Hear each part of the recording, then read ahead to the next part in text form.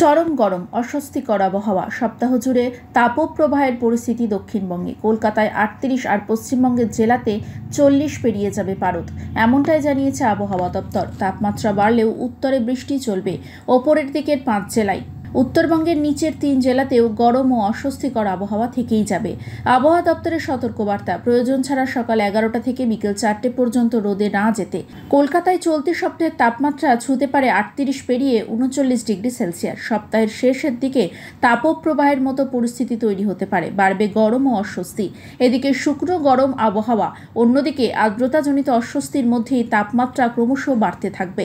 কলকাতায় আজ সর্বনিম্ন তাপমাত্রা 27.9 ডিগ্রি সেলসিয়াস, স্বাভাবিক তাপমাত্রা থেকে 2 ডিগ্রি সেলসিয়াস বেশি। গতকাল রবিবার সর্বোচ্চ তাপমাত্রা ছিল 37.9 ডিগ্রি সেলসিয়াস, যা স্বাভাবিক তাপমাত্রা থেকে 2 ডিগ্রি সেলসিয়াসের বেশি। বাতাসে আপেক্ষিক আর্দ্রতার পরিমাণ 25 থেকে 90%। আগামী 24 ঘন্টায় কলকাতা শহরে তাপমাত্রা থাকবে 28 থেকে 38 ডিগ্রি সেলসিয়াস।